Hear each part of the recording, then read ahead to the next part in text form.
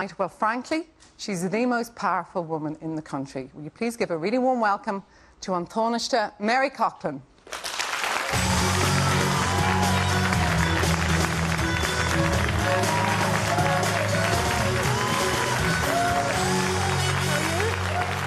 Thanks very much.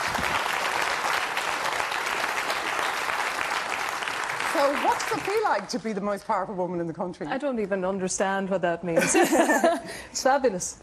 Is it stressful? Honestly? Very. Yeah, it's very stressful. But that being said, life in politics is stressful anyway. It just went up a gear.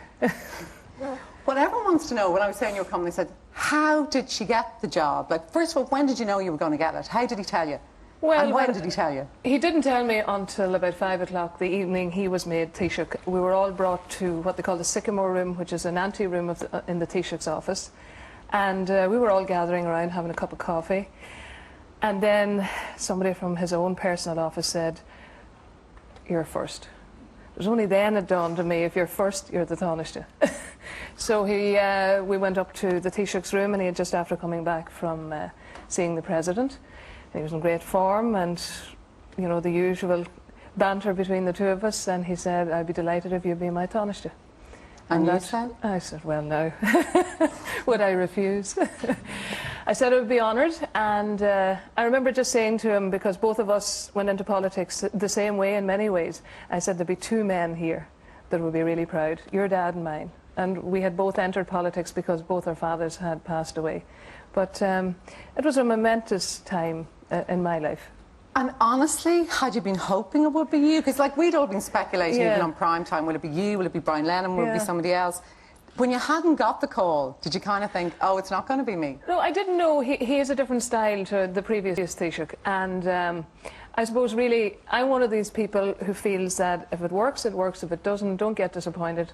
Pick up and keep going. And I had no natural expectation at all. Others had for me, and I really felt... Did you really have no natural expectation? I didn't really, because I suppose I'm a long time in politics now, and I know what politics is all about. And really what I felt was other people have this huge expectation for me, and they're going to be disappointed. I didn't think about myself.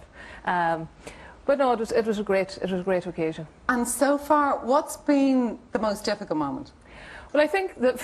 Was it the F word in the dog? No, I think it was the first day. the first We'll day. get to that. We get to that. The first occasion when I was appointed on Wednesday, we got back, we had a bit of a celebration on Wednesday night in Dublin, and then I was reminded, I'm on first in the morning. So, home, bed, get up very early at 6 o'clock and prepare for order of business. I think, really, we hit the ground running, and it's been like that for the last while, for the last couple of weeks. And at what stage did you realise that time that the Taoiseach had been overheard using the F word when he was whispering something to you?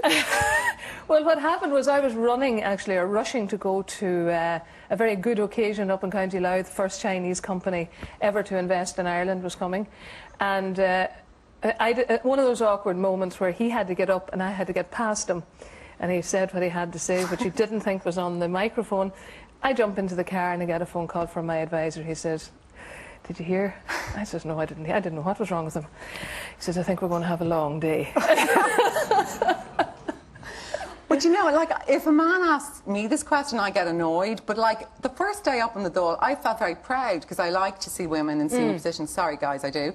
But loads of the men complimented you on your appearance and your clothes. Did you find that annoying, or is that just part of the course? That's part of the course. It wouldn't happen to a guy, though. It wouldn't happen to a guy unless he had some kind of an ostentatious tie or something completely out of control that he'd be wearing, which wouldn't happen in Dáil Éireann, I can guarantee you. But no, it's... Yet? It's just something that's there. I don't mind it of certain people. It can be intrusive when it comes to the media. And in some way I like to dress well. I like to give a statement about who I am and what I do, that I'm a serious politician. But there's nothing wrong with being serious and liking clothes and looking well.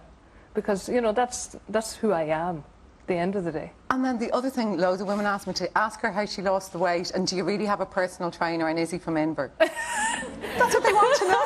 So I'm asking. Well, will I give his number out? Yeah. You get on. No. Enda would be delighted. Yeah, actually, this day last year, I decided I'm going to have to get cop on and start losing a bit of weight here. Why did you think that? Because I put on so much weight and I hadn't any energy. Okay. And I needed more energy because, you know, we were just after a general election.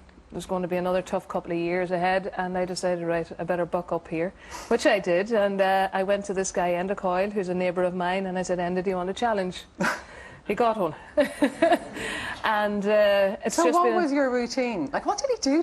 I've never what does a personal trainer do? He changes your lifestyle.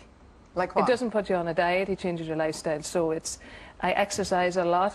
I have fairly intensive exercise. And, like what? Push-ups and all that? Yeah, and crunches and all those horrible things. But I enjoy them. I do weights 3 days a week. I run, and I've taken up a lot of cycling. So I enjoy that. How many stone did you lose? I lost over 3 stone. Wow.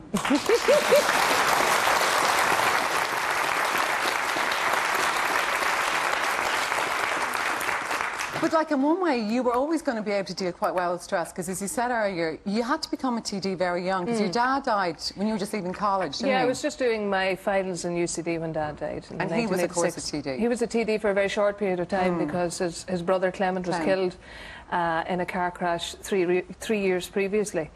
So I was kind of catapulted into politics. I had an interest in politics in UCD and OGRA and things like that, but I didn't expect to be a TD when I was 21 years of age. Was that difficult? Because you're the eldest of 7? I'm the eldest of 7, and your mum was obviously widowed quite young, yeah. So did you almost feel you had to become a TD at that stage, and was it premature? Well, the first thing you have to do to be a TD in this country is you have to be 21. And I was the only one that was 21.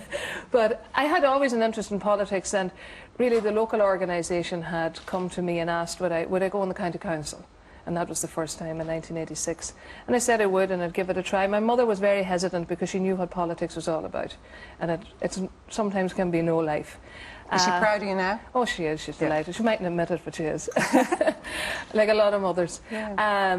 But what happened then is I got selected, and I was elected in 1987, and I've been re-elected thanks to the people at Donegal South West ever since. And what were you doing chatting up the Gardaí in Leinster House? I was bored. She married one of them. I married him afterwards. Well, anybody that knows me knows that I talk to everybody, and especially attractive Gardaí. Well, and blue's my colour.